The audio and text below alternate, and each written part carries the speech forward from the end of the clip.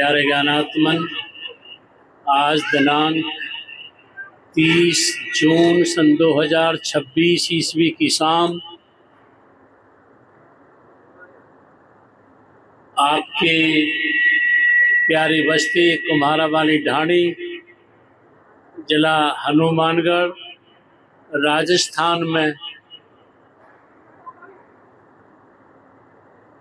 भाई मोमराज जी के समस्त परिवार के आमंत्रण पर हम और आप यहाँ एकत्र हुए हैं।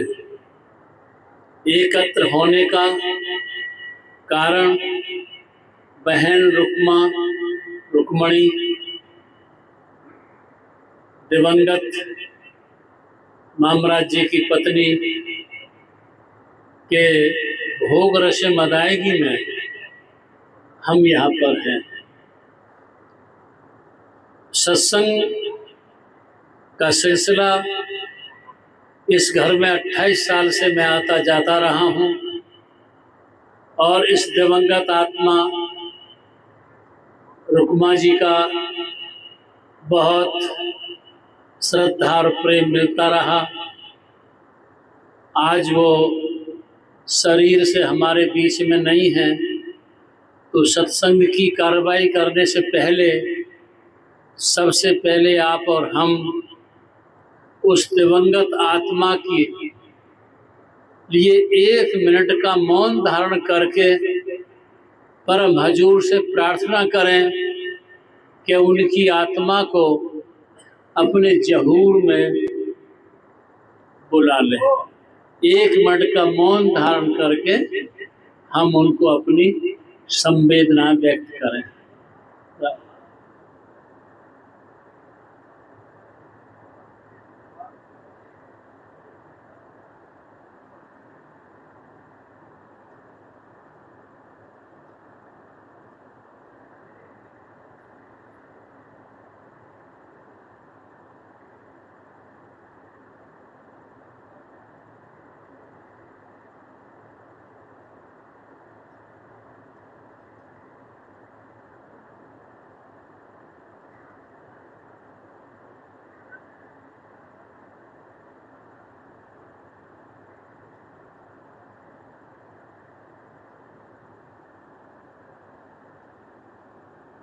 राधा स्वामी। प्यारे ज्ञानात्मन, जिन दिवंगत आत्माओं की पुण्य स्मृति में ये भोग रस्म अदायगी में जो हम एकत्र होते हैं या उनके शोकाकुल परिवार के समस्त लोग अपने स्वजनों को आमंत्रित करते हैं, उसके पीछे एक ही उद्देश्य होता है कि हम उस दिवंगत आत्मा से प्रेरणा लें। हम जिंदगी में जो कुछ भी करते हैं वह सब हमारे जीवन के उसमें घटित होता रहता है। बहन रुक्मा जी जब से भी गुरुमुखता के जगत में कदम रखी, तभी से सेवा शूरशा में रही और कोई भक्ति कभी निष्फल नहीं जाती। उन्होंने अपनी व्रतों का आगाज पहले ही करके अपने परिवार लोगों को बता दिया था और बड़ी ही हंसी खुशी के साथ इस शरीर के चोले को छोड़कर सतगुरु के ज़हूर में पहुंची। इनकी ज़िंदगी से प्रेरणा हमको ये मिलती है कि यदि हम अपनी ज़िंदगी में बुराइयों से बचकर, अवगुणों से बचकर किसी संत सतगुरु के निर्देशन में ज़िंदगी जीते हैं, भजन भाव सेवा परमार्थ करते रहते हैं, तो जब हम इस स्थूल शरीर छोड़ के सूक्ष्म दुनिया में जाते हैं तो हमारी भक्ति, हमारी सेवा, हमारा श्रद्धा आस्था हमारे काम आता है और हमें अपने परम हजूर के ज़हूर में पहुंचा देते हैं। जो एक मानव जीवन का परम कर्तव्य हो जाता है, धर्म हो जाता है। तो रुक्मा जी अपने मनुष्य शरीर को जीकर, जीवन को जीकर, शरीर को छोड़कर अपने परम पुरुष के ज़हूर में पहुंची। बस इन्हीं से प्रेरणा लेकर हम भी अपना जीवन जिएं, ऐसा किसी भी दिवंगत आत्मा के जीवन से प्रेरणा मिलती है। अब मैं, क्योंकि मैं भी जाऊंगा, संक्षिप्त में अपनी प्रस्तावना न बना के अपनी बात कहूं। चीन में कन्फ्यूशियस नाम के एक दार्शनिक हुए हैं, बहुत अच्छे। वो अपनी शिष्य मंडली के साथ निर्जन वन से गुजर रहे थे, और जब निर्जन वन से गुजर रहे थे तो उस निर्जन वन में एक महिला उन्हें रोती हुई मिली। और जब रोती हुई मिली तो उन शिष्य मंडलियों में जो प्रमुख था वो रुके और उन्होंने कहा, बहन जी आप क्यों रो रही हैं? तो उस महिला ने कहा, मैं इस जगह रो रही हूँ, इसी जगह शेर ने मेरे पिता को खा लिया था, और कालांतर कुछ समय बाद इसी जगह पर एक चीते ने मेरे पति को खा लिया था, और इसी जगह पर एक भेड़िए ने मेरे पुत्र को खा लिया था। मैं रो रही हूँ। शिष्य ने कहा, जब तुम्हारे परिवार के पति पति को पुत्र को इस जगह पर जंगली जानवरों ने खा लिया, तो तुम फिर भी इसी जगह पर क्यों बैठी हो? तो जब उस महिला से ये बात कही तो महिला बोली कि इस जगह पर इसलिए बैठी हूँ कि यहाँ से जाने के बाद संसार में जो लोग हैं, बड़े अत्याचारी लोग रहते हैं। कम से कम ये जो पक्षी पशु हैं जिन्होंने मेरे परिवार को नष्ट किया, ये अत्याचारी तो नहीं है। मनुष्य बहुत अत्याचारी है, उसके अत्याचारों से बचने के लिए मैं यहाँ हूँ। जब ये बात शिष्यों को वह महिला सुना रही थी तो कन्फ्यूशस ने कहा था, ए प्यारे शिष्यों, तुम इस महिला के रोने के कारण को समझ चुके हो? तो उन्होंने कहा, नहीं, हमें समझाइए। तो कन्फ्यूशस ने कहा था, ये पक्षी पशु केवल अपना आहार करते हैं, लेकिन इस पृथ्वी के जनजीवन पर, इस संसार में जन्म के पीछे मृत्यु सबकी है। चाहे नदी है, पहाड़ है, वृक्ष है, पक्षी है, सूरज है, चांद है, समुद्र है, आदमी है, सबको मरना है। ये वह जगह है कि जहां जो भी आया उसको सबको मरना है।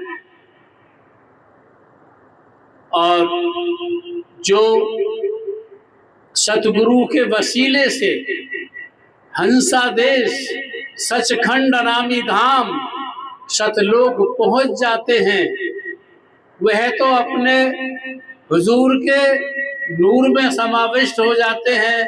बाकी सारे लोगों को इस दुनिया में आना पड़ता है, और जो भी जन्मता है उसको मरना पड़ता है। इसलिए अगर पूरी दृष्टि उठाकर देखें, अगर इस पृथ्वी को, इस सारी सृष्टि को अगर कुरूप किया है तो मनुष्य के अत्याचारों ने किया है। इसके अत्याचार इतनी प्रकार के हैं कि जो गिने नहीं जा सकते। तो संत सतगुरु कहते हैं कि इस मनुष्य, इस पृथ्वी पर जन्म मरण सबका हो रहा है, लेकिन तुम संतों के निर्देशन में रह के लोगों को, अत्याचारियों को सद्भावनाओं से जोड़ो। अत्याचारियों को सद्भावनाओं से जोड़ो, और सद्भावना से जोड़ने के साथ साथ तुम भी सद्भावनाओं में जियो, ताकि तुम इस परमात्मा की प्रकृति का लाभ उठा सको और परमात्मा की प्रकृति का संदेश दे सको। तो इन अत्याचारियों के बीच में तुम संतों के उपदेश को लेकर सद्भावनाएं भरते रहो। ये पहला सूत्र सत्संग। दूसरा, भारत के आज़ाद होने पर भारत के प्रथम जो राष्ट्रपति बने थे वो डॉक्टर राजेंद्र प्रसाद जी बने थे। और डॉक्टर राजेंद्र प्रसाद जी जब बने थे, राष्ट्रपति थे भारत के, तो उनके एक मित्र ने उनसे पूछा कि तुम आज नंबर 1 नागरिक हो भारत के, लेकिन इस भारत की धर्म में, संस्कृति में कुछ खामियां हैं, तुम उनका खंडन क्यों नहीं करते हो? बड़ी प्यारी बात है। हमारी संस्कृति में, हमारी धर्म में कुछ खामियां हैं, उन्हें खंडन क्यों नहीं करते हो? तो राजेंद्र बाबू ने उनसे कहा, पहले मुस्कुराए फिर बोले कि एक आदमी कुदाली से सड़क को खोद रहा था, और सड़क को खोद रहा था। लोगों ने पूछा, इस चिकनी सुंदर सड़क को क्यों खोद रहे हो? उस आदमी ने कहा, मैं इसको इसलिए खोद रहा हूं, इस सड़क पर बहुत दुर्घटनाएं होती हैं और बहुत मौतें होती हैं। मैं इस सड़क को इसलिए खोद रहा हूं कि जब सड़क खुद जाएगी तो कितनी ही दुर्घटनाओं से और मौतों से छुटकारा हो जाएगा, उनकी जड़ ही समाप्त हो जाएगी। तो जब कुदाली से खोदने वाले से ये पूछा तो राजेंद्र प्रसाद जी ने अपने मित्र से कहा, तुम इसके बारे में क्या कहोगे? जो आदमी सड़क को कुदाली से खोद रहा है, इसके बारे में क्या कहोगे? तो उसे आदमी ने कहा, ये गलती कर रहा है सड़क को खोद कर, इसे सड़क को खोदना नहीं चाहिए, चलना ही बंद हो जाएगा। फिर इसे चाहिए कि सड़क के यातायात, सड़क पर चलने वालों के लिए नियम बनाए, सड़क पर यातायात के नियम बनाए, उन्हें कठोरता से अमल में लाए और नई दिशा, दुर्घटना न होने की तैयार करे। तो राजेंद्र प्रसाद जी ने कहा कि बस तुम्हारी बात का तुम्हारे ही शब्दों में जवाब मिल गया। हमारे महापुरुषों ने, हमारे ऋषि मुनियों ने, विद्वानों ने आत्मा को, चेतना को परमात्मा से जोड़ने के लिए धर्म की स्थापना की थी, और धर्म की स्थापना चेतना को ऊंचाई पर परमात्मा से मिलाप के लिए की गई थी। लेकिन अज्ञान के वशीभूत, अज्ञान के कारण और अवगुणों के कारण इस धर्म में, संस्कृति में कुछ खामियां हो गई हैं।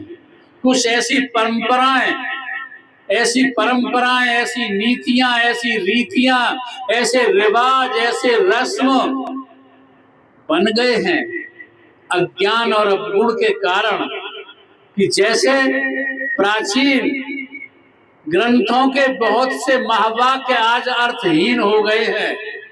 बहुत सी प्राचीन परंपराएं जारी थी, रीतियां, रस्म, रिवाज जो जारी किए गए थे, आज वह निर्जर हो गए, टूट गए हैं। आज उनका कोई महत्व नहीं रह गया है, औचित्य नहीं रह गया है, लेकिन फिर भी लोग उनको अपना रहे हैं।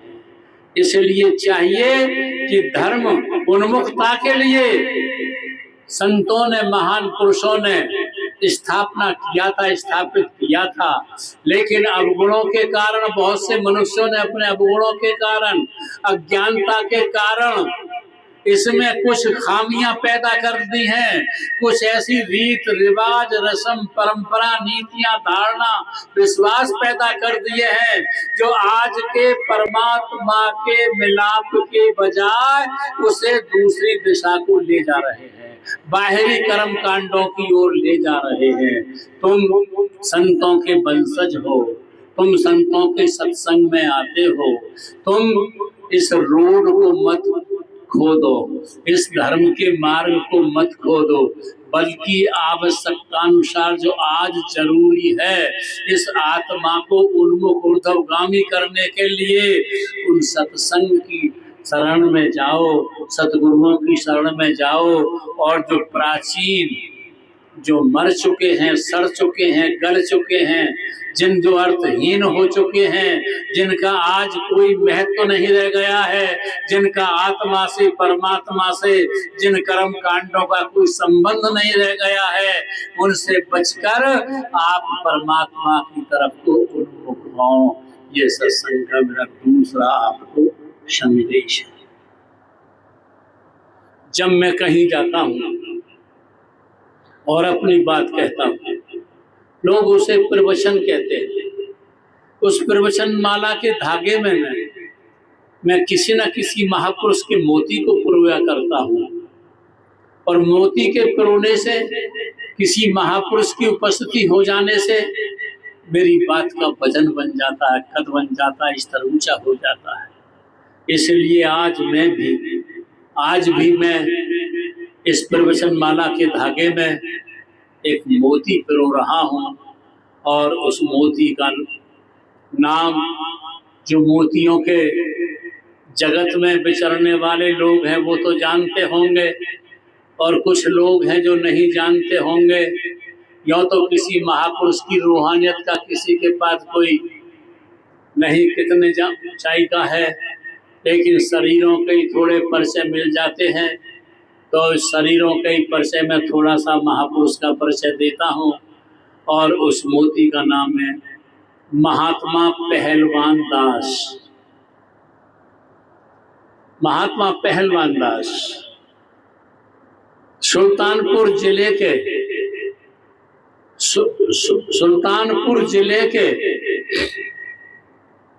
बलदे पांडे के पुरा में, बलदे पांडे के पुरा में ब्राह्मण कुल में इनका जन्म हुआ था। और जन्म के बारे में, बाल्यकाल के बारे में ज़्यादा कुछ नहीं कहा जाता है। बस इतना कहा जाता है कि ये शुरू से ही रायबरेली के भीरवीपुर में रहते थे। शरीर से बहुत सुडौल थे, स्वस्थ थे, इसलिए लोग इनको पहलवान के ही नाम से कहा करते थे। बचपन से ही भक्ति भरा हुआ था हृदय इनके भीतर परमात्मा की तरफ को, और गुरु की तलाश करते रहे। ये सब जानते हैं कि तुम कितने ही विद्वान हो, कितने ही संसार में सामर्थ्यवान हो, कितने ही तुम अपने भीतर लौकिक शक्तियां इकट्ठा किए हुए हो, लेकिन परमात्मा के लोक की तरफ को कदम उठाओगे तो तुम्हें किसी न किसी गुरु की शरण में जाना ही होगा। और बिना गुरु की शरण में पहुंचे हुए तुम्हारी भक्ति का प्रारंभ नहीं होता। तुम देखा देखी, टेका टेकी, लेखा लेखी या किसी समूह की तरह, जैसे समूह तिलक लगा रहा है तुम भी तिलक लगा रहे हो, कंठी लगा रहा, कंधे सर घंटा बजा रहे हो, तुम भी साष्टांग दंडवत कर किसी तीर्थ में जा रहे हो, समूह की तरह चले जा रहे हो। लेकिन ये तुम्हारी समूहगत भक्ति है, ये तुम्हारी व्यक्तिगत भक्ति नहीं है। जब तुम्हारा जन्म हो रहा था तो तुम्हारे साथ समूह पैदा नहीं हो रहा था, तुम्हारी जाति, तुम्हारी बिरादरी, तुम्हारा नगर पैदा नहीं हो रहा था, तुम अकेले पैदा हो रहे थे। और जिस दिन तुम शरीर पूरा करोगे, मरोगे, उस दिन अकेले मरोगे, तुम्हारे साथ तुम्हारा परिवार, जाति, समाज, धर्म कोई भी नहीं मरेगा। इसलिए व्यक्तिगत भक्ति परमात्मा की करना चाहोगे तो तुमको किसी न किसी संत सदगुरु की शरण में जाना ही होगा। और सदगुरु जगत में बहुत है, कमी नहीं है। गुरु जगत में बहुत है, धुन देते काना, उपजय बिन से हो मरम द्रिले पहचाना। कान में कर दे कुर्र, भैया तू चेला में गुर, 1.25 रुपया धर तो पहुंचा दूंगा धुर, हमारे डूबिया तर। ऐसे गुरुओं से भी काम नहीं चलेगा। गुरु करिए वो जो तुम्हें तुम्हारे भीतर ही, जो तुम्हें तुम्हारे भीतर मोड़ दे, तुम्हारी आंखों को भीतर मोड़ दे, तुम्हारे कानों को भीतर मोड़ दे, और जो तुम्हारे भीतर परमात्मा की मौजूदगी का प्रकाश और आवाज है, उसका स्वानुभव करने का प्रैक्टिकल सूत्र दे, उसकी शरण में जाना। तो पहलवान दास भी गुरु की तलाश करते करते सिद्धादास नाम के महात्मा की शरण में पहुंच गए, और उनकी शरण में पहुंच करके बस गुरु के हो गए।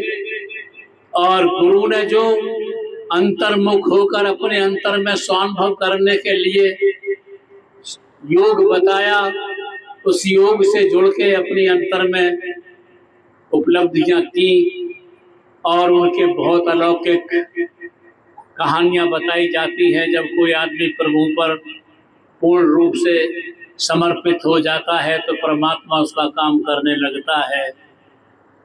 तो उनकी बहुत अलौकिक घटनाएं सुनाई जाती हैं। उसके बाद वो अपने सतगुरु का भजन करते। एक पुस्तक उनकी काव्य भी फूट पड़ता है। जब किसी से प्रेम करते हैं तो काव्य फूट जाता है। बिना कॉलेजों में जाए, जैसे कबीर थे, नानक थे, रविदास थे, पलटू थे, नावत थे, इनके भीतर परमात्मा का प्रेम था, काव्य फूट गया। ऐसे ही पहलवान दास जी के भीतर काव्य फूटा, और उन्होंने एक ग्रंथ मुक्तायन नाम का लिखा, जो बिहारी लाल नाम के एक लेखक थे, वो उसको संकलित करते रहे। इसी तरह का जीवन जीते जीते वो सन 1900 में इस दुनिया से विदा हो गए। ये थे पहलवान दास मोती आज की प्रवचन माला में। अब मैं सत्संग का उपसंहार आपसे कहूँ। एक आदमी ने अपने पैर के जूते बनाने के लिए अपना नाप अपने नौकर को दिया, जाओ जूता बनवा लाओ। एक आदमी ने अपने नौकर को अपने पैर के नाप भेजा जूता बनवाने के लिए, और नौकर काम करना भूल गया।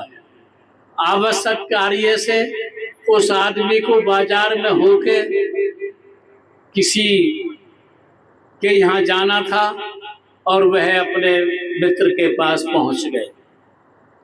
पत्नी वहां मौजूद थी। पत्नी ने कहा, तुम आए हो, लेकिन पुराने जूते पहनकर ही क्यों आए हो, नए जूते पहनकर क्यों नहीं आए? उस आदमी ने कहा, मैंने नौकर को नाप तो दे दिया था, नौकर को नाप दे दिया था जूतों का, लेकिन नौकर नाप लेकर भूल गया, बना नहीं पाया जूता, मैं पुराने ही पहनकर चला आया। जब पत्नी से ये बात कही कि मैं पुराने ही जूते पहनकर चला आया, तो पत्नी ने व्यंग्यात्मक शब्दों में, व्यंग भरे शब्दों में कहा, अगर नौकर तुम्हारा नाप देना भूल गया था तो तुम्हारे पास तुम्हारे पैर तो थे, बाजार में होकर निकल कर आए हो, पैरों से जूते नहीं पहनकर चले आते। ये व्यंग्यात्मक शब्द था पत्नी का पति के लिए। मैं कोई कहानी तुम्हें जोक्स नहीं सुना रहा। इस कहानी के माध्यम से मैं तुम्हें ये कहना चाहता हूं कि परमात्मा के संबंध में हमारे यहाँ बहुत से नाप हैं, बहुत सी मान्यताएं, बहुत सी कथा हैं, बहुत सी टीका हैं, बहुत से अनुवाद हैं, बहुत से लेख हैं।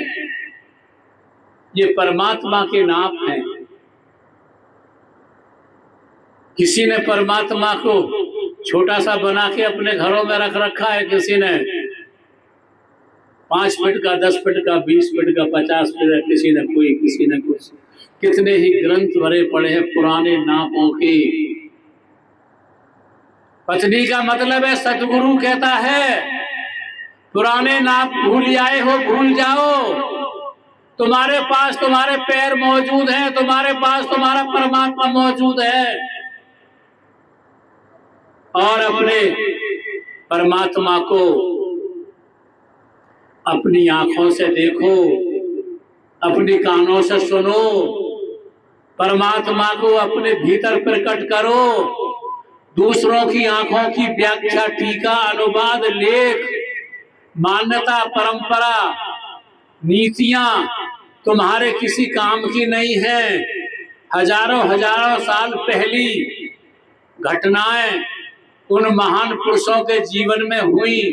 उन महान पुरुषों के जीवन में परमात्मा का दीदार, साक्षात्कार हुआ। उनकी आंखों का देखा हुआ तुम्हारा देखा हुआ नहीं हो जाता। उनके कानों का सुना हुआ तुम्हारा सुना हुआ नहीं हो जाता।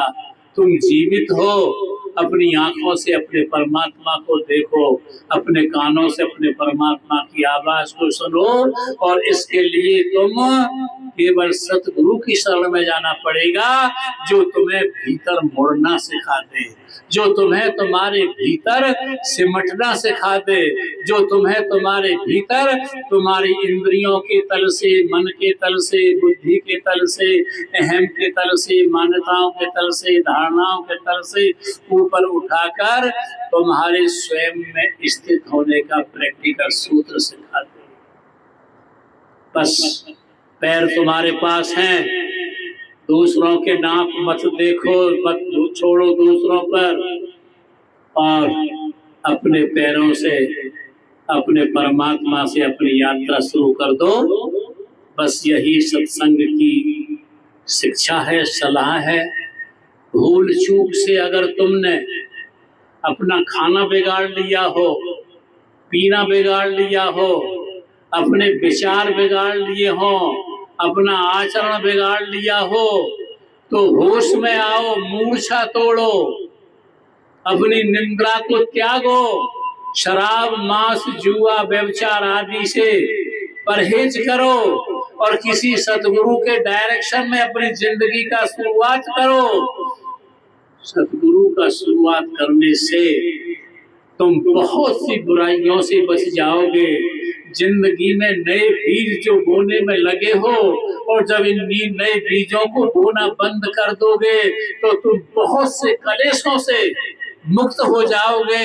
अन्यथा तुम जो ये नए नए तरह के बीज बो रहे हो, जब ये बीज अंकुरित होकर फलित होंगे, तुमको अशांत बेचैन नरकों में, जन्म मरण के दुखों में ले जाते रहेंगे।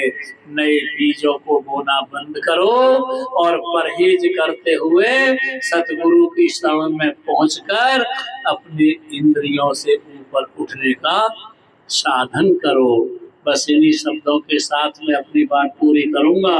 और भाई मोमराज जी के परिवार के सौजन्य से अकस्मात यहाँ आ गया था बहन रुक्मा जी के देहावसान के कारण, और मैं अभी थोड़ी देर बाद भजन वजन सुनो और मैं भी विदा होऊंगा।